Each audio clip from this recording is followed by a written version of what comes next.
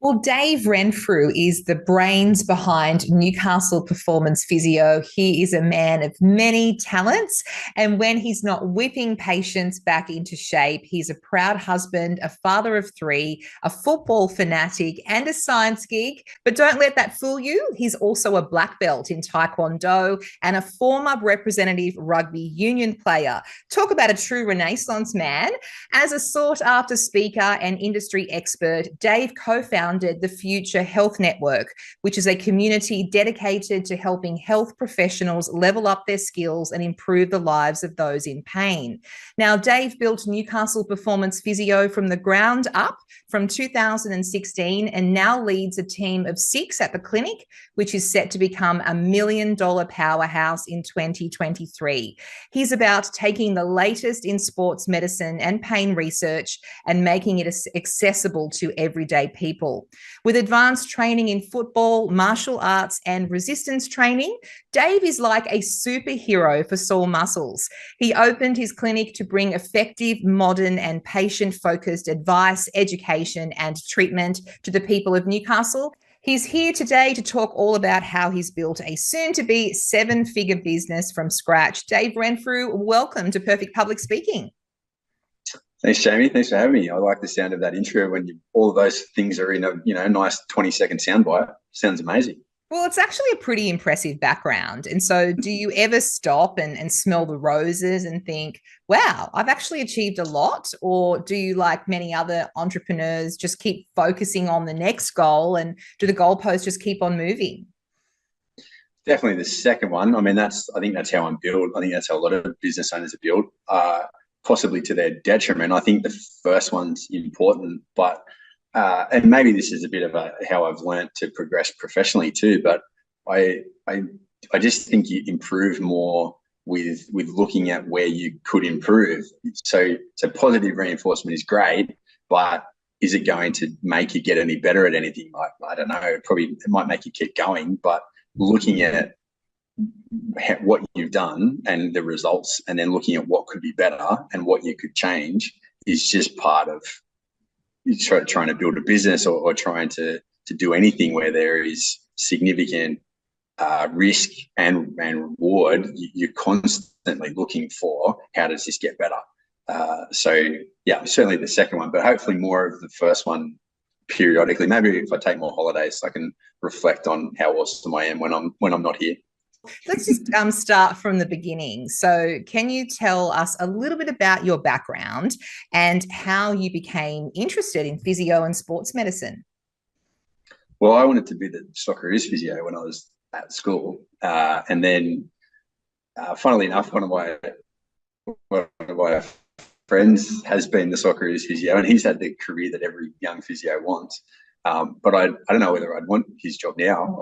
I sort of where I'm at now, I like having a clinic, and I like having the flexibility of chasing some other avenues that allows me. So, but it probably just came from, like most physios, it came from an interest in sport and not being good enough at sport to do that for a living. So physios, probably you get to hang out with athletes and still be in sport, but not have to be as talented as a professional. That's probably where it started. Yeah, great. And can you walk us through the process of starting Newcastle Performance Physio and maybe what were some of the challenges that you faced in the beginning? Probably the main challenge was just presuming that because I was fairly good at being a physio, that I would know how to run a business, and then being arrogant enough to just do it and back myself, and then realizing that I had really no idea about how to do it. That was probably the big challenge. But yeah, I think, like probably a lot of entrepreneurs and business owners, it just comes from a frustration of how things are, and the knowledge that if given the opportunity, or if you take the opportunity, then you could probably do it better. That while that's still the case, and that's probably helped me stick around for the time I have. It certainly wasn't enough. I had to also then get better at how to run a business, because I certainly had zero training at that in physio school. Yeah, right. And so I guess a few lessons learned along the way. I mean, what have you got any that come to mind? People that I've hired probably would be the ones that have taught me the most, for good and bad. I think the that was probably early on, not really having a clear idea of exactly what I was wanting to do and how I was going to do it, or what maybe even what was important to me about running a business. I knew what was important to me about how to be a physio, but maybe an extension of that into the actual clinic, and what did I want it to represent, and because it probably didn't know it at the time, but it's an extension of my identity, like my reputation hinges off this place, and I see the clinic as my family's future as well. So there's a lot invested for me personally. So how that's represented in public is pretty important to me, and more so than I would have, more so than I understood at the start. And so getting a lot clearer on who I get to help me run that, sort of how it runs day to day, that was probably the mistake at the start, where I was hiring people just because they were there and it sounded like they'd be cool to work with, and then that sort of falling apart. And certainly initially that was one of the bigger challenges. So if you had your time over again, though, what would you do differently, or is that a really long conversation? Yeah, I don't know if I do. There probably are a few key things where certain decisions were made, and then in the period after that, things were probably more difficult than they needed to be. There are probably 2 or 3 things that I would go back in time and remove. But overall, the only way, just like I said at the start, like the only way I knew how to do it better was to do it a way first, find out I was wrong, and then work out what was wrong about it. So I wouldn't change all of it, because it's the only reason, or it's the main set of reasons now where when I try and make decisions around what I'm going to do, I'm much more confident that I'm closer to what I should be doing. Yeah, absolutely. I mean, I think that those of us who are the best in our field are there because we've made those mistakes and improved on them. So what sets Newcastle Performance Physio apart from other clinics, not only in the Hunter region in New South Wales, Australia, where you are based, but elsewhere around Australia and around the world? What sets you apart? Probably the best way to explain that is to without making myself sound like a complete dick, is to tell you a story from. So when I first opened, my 2 favorite people to help are people that have just snapped their ACL ligament in their knee, so big athletic injury that needs a lot of rehab, and then people that have chronic low back pain. So almost perceptually 2 ends of the physio spectrum. And I said this to a physio owner and business coach, and he said, you can't do that. You have to pick one. I said, well, I don't want to pick one. And he said, well, you have to. Too bad. Like, they're the rules. So, and I didn't do that. So one thing is that how things are, that's a segue into me trying to sound really unique and special, is how things have been done and how they are done doesn't really matter to me. I don't really care about that. I care about what works for people and finding out what works better. And so trying to be at the front of incorporating what we know about humans and how they work into what we do day to day with people in the clinic. So even to, as an example, even to the extent of hopefully this year we'll be able to conduct some research in the clinic on our patients, so that at the end we can have a like evidence that says this is the way we do things. It looks like it's better than other ways. And then probably the other unique thing is just the day-to-day operations of how we do it. We have a lot of rehab gear here in the gym, so we, rather than sort of, here's your exercises, Jamie, go home and do them and I'll see you whenever, we would get you in here with us and we would show you how to do it and get you to do it to a level that you needed to, which just makes it easier for people to get the outcomes that they're after. I think a lot of people that have recurring problems or do these problems again, it's because the rehab part just wasn't good enough, it wasn't hard enough or long enough. So trying to make that easier for people to get better outcomes. Yeah, that's great. I think that definitely is what would set you apart. I know I went to a physio once and it was just like, here are the exercises, go and do them on a piece of paper, and I never did them. So that's really No, cool that you most have people that. don't. I wouldn't either. I mean, I think people think that because I'm a physio, I'm this very dedicated, active, athletic person. I'm pretty hopeless. Like, if someone's going to give me some boring stuff and expect me to do it, it's just not going to happen. Like, I have to understand why, and I have to be involved. So that's always made it easy for me to help other people do it. Yeah, absolutely. I talked in the intro about the Future Health Network, which is something that you have set up to help other health professionals level up their skills. Can you tell me a little bit more about that? And importantly, what is the importance of continuing education and professional development for health professionals? Well, that's the easy place to start. I mean, I think that's probably the crucial thing in staying up to date with what actually works, because it can change, maybe not super fast, but it will, over the course of a career, it will certainly change. And if you have a set idea of what you do and how it works, times will change past you. And if you're still doing what you, or things that you thought worked 10, 15 years ago, then there's a very good chance that those things are either, at best case, they're not as good as we thought they were, or there's something better, or even we've come to understand that a lot of things that we used to do probably aren't very good for people. So we should probably stop doing them. So having access to quality education on an ongoing basis is probably one of the most critical things for a health professional.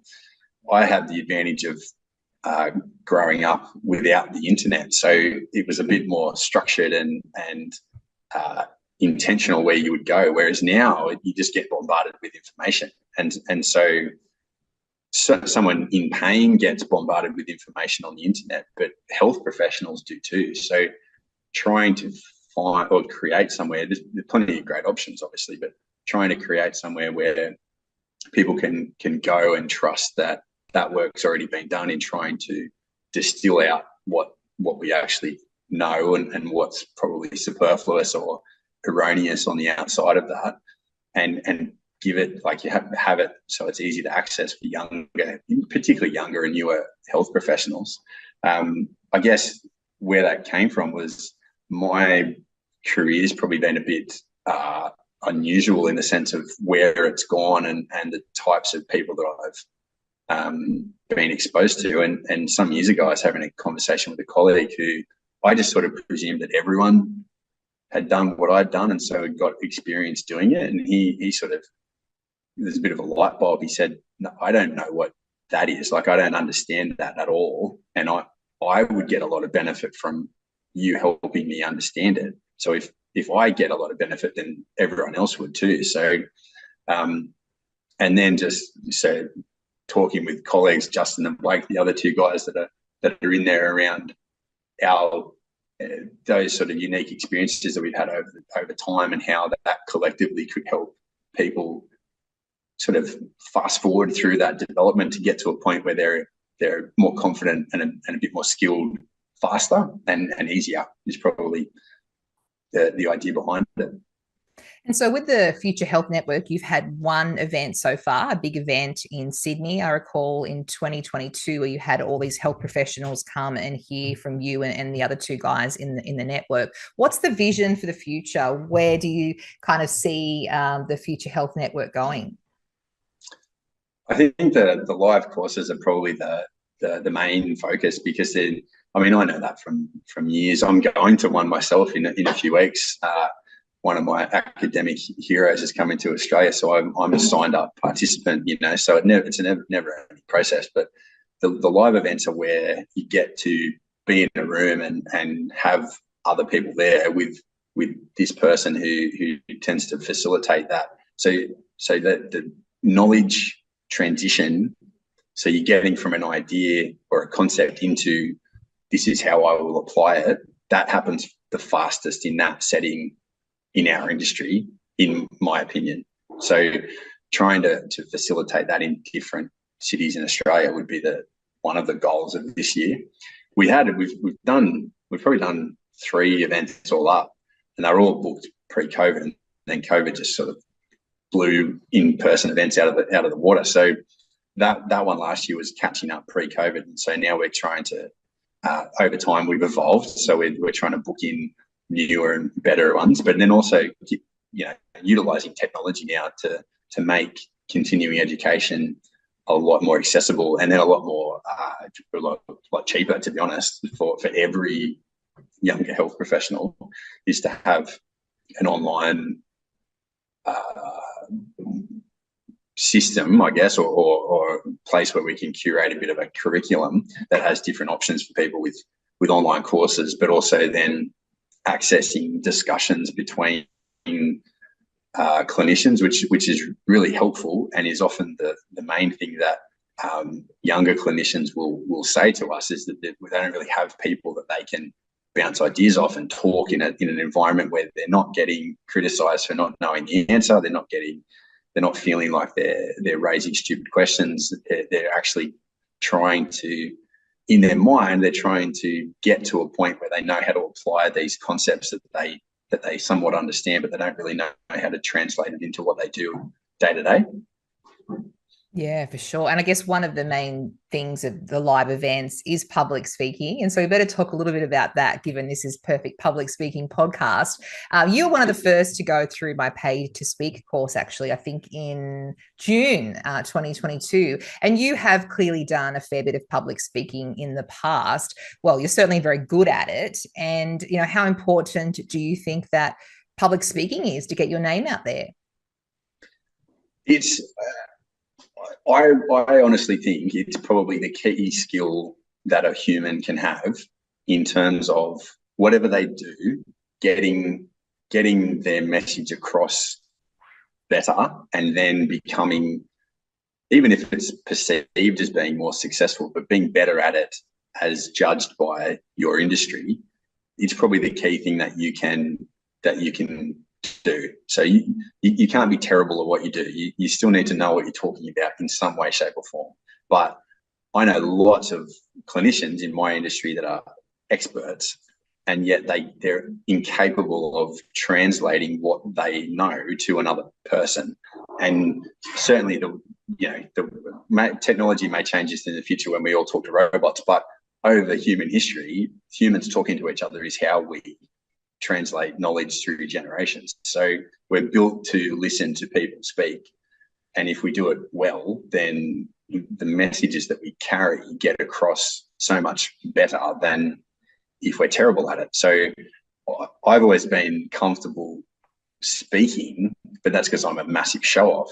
Whether I've been any good at it or not is a different story. So you sort of think of what you're saying is one thing, but then how you say it is just another level. So that certainly for me as an educator and even a clinician here in the clinic, like I still have to talk to people. That's what I do. So getting better at how you do that, the upside to that is I would say is infinite. I don't know how much better you can get at it, but the return on that I think is probably the biggest of any generic skill that a professional can have. Totally agree. I always say he or she who puts his best point of view forward wins.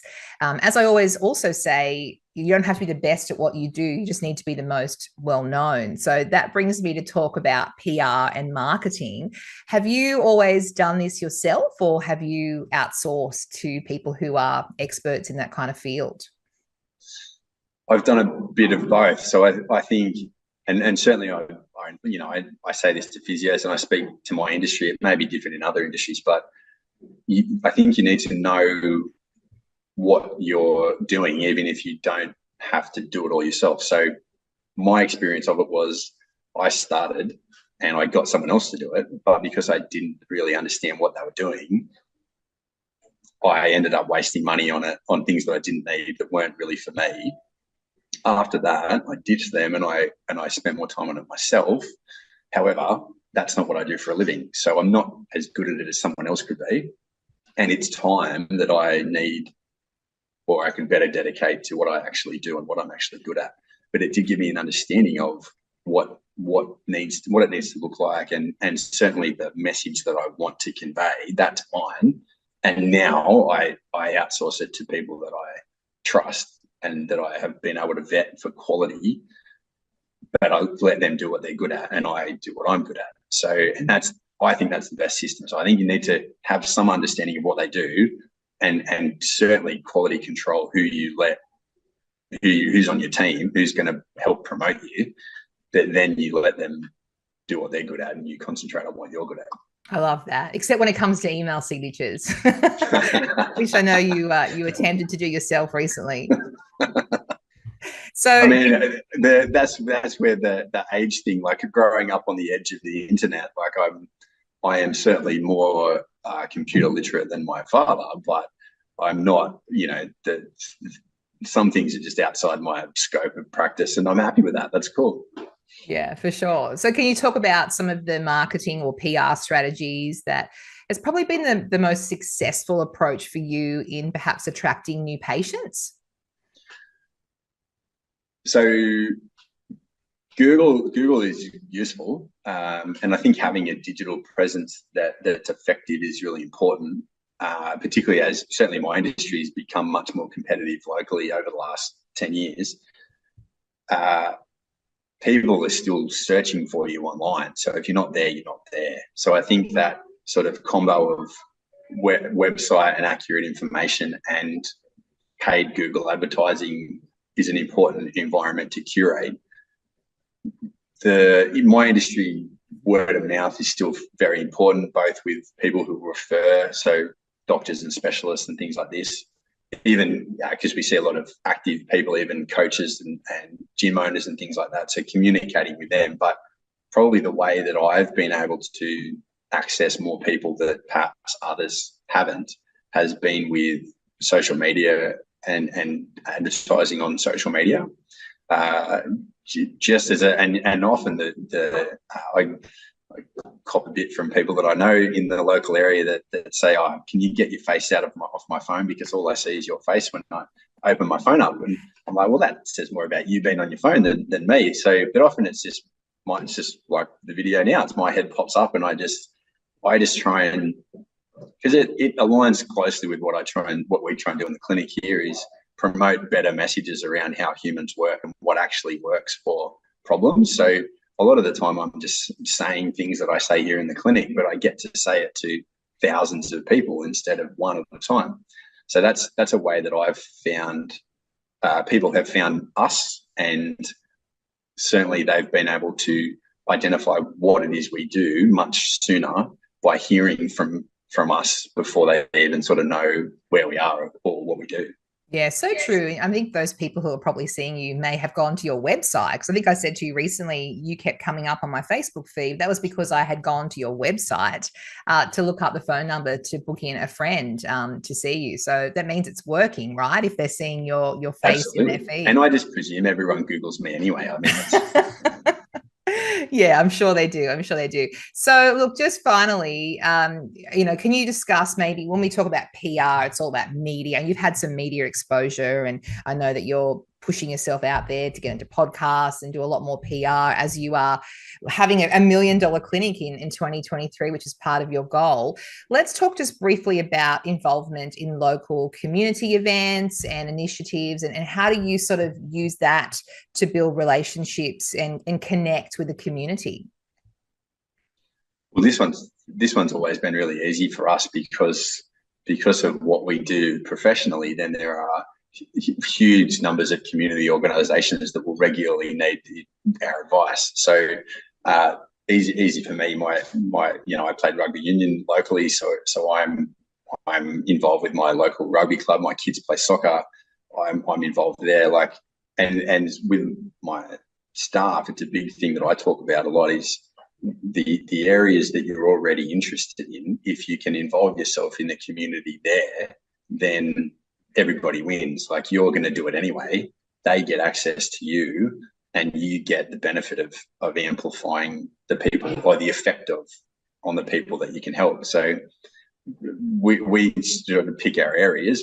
I'm certainly not out every weekend volunteering for all sorts of different things, but I'm involving myself in areas where I already am, but with the added skills that I can bring to it for the benefit of those involved. And then so I employ lots of people who like running long distances, they're going to run long distances anyway. They may as well go and, volunteer at parkrun and do all these sort of things that they enjoy for some reason. I don't know why anyone would enjoy running long distances, but apparently it's true.